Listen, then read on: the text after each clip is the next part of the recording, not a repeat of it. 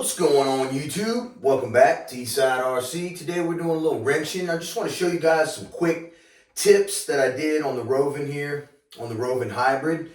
And it's like midnight, so I really need to get my butt to bed. But I just want to share with you guys some things that I did and some things that I like to do as I'm taking these cars apart and putting them back together. So let's get right at it. All right, y'all. First, I want to note that these are things that you do not have to do. They are just what I like to do personally myself, okay? It's just, I'm just a fanatic about getting stuff tight and right, and I don't like a lot of slop. In these arms right here, you can move these back and forth, and there's a lot of play. As you see, mine have no play at all now. So I'm moving the whole stand. There's no play. What I did was, see the spacers in there? I put equal spacers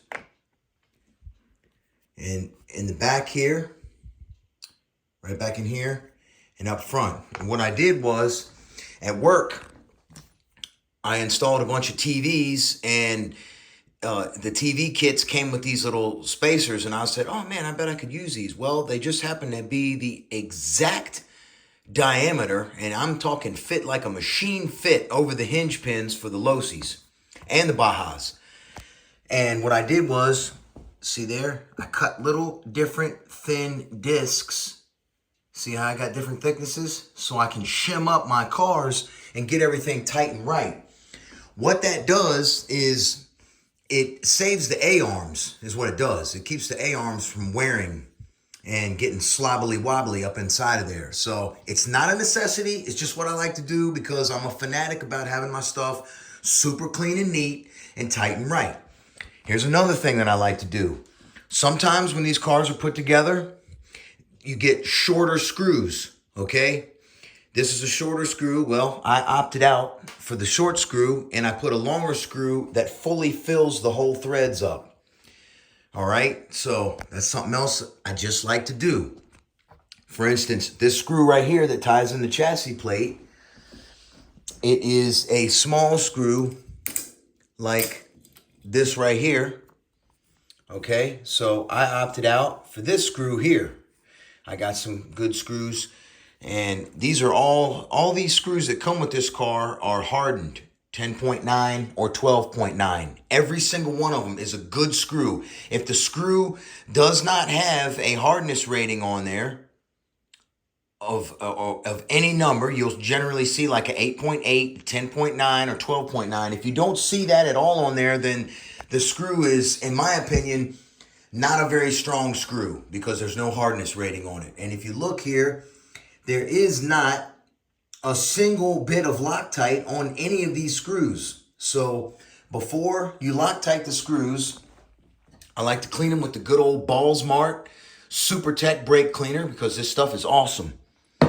All right, so I use that, and I also use this Loctite right here, MS 222 MS, because if it's good enough for rockets, it's good enough for RC cars. This is an aerospace grade Loctite, good for up to a 1/4 inch. It's very liquidy, and what it allows is you can take your cars, if you're a wrencher like me and you like to take your cars apart, you can just take your cars apart very easily, but it will hold very tightly.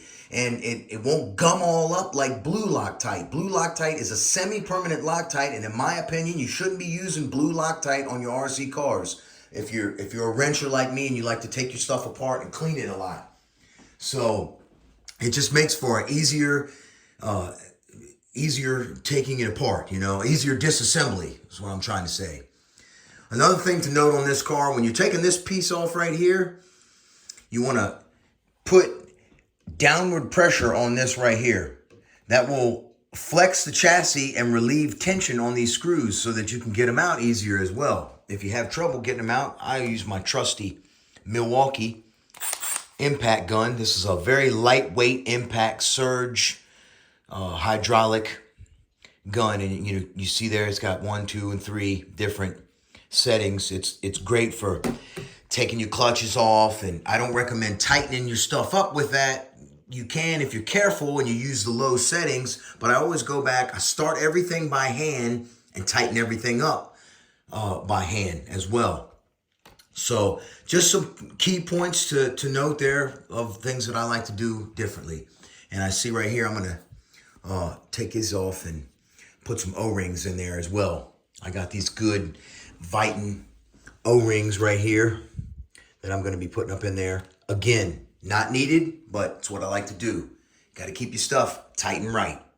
All right, y'all. That's pretty much going to be it for this video because I need to go get some sleep and I don't want to bore you guys with too much tech tips. But, you know, I thank you guys, all my new subscribers that come over to the channel. I've been doing this hobby for a very long time. I don't use manuals when I take my cars apart. I just strip them down and put them back together.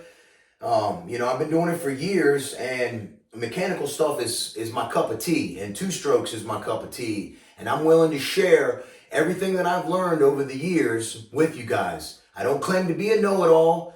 I just know what I'm doing. All right? So y'all have a blessed one. I'll catch you on the next one. Eastside RC is out!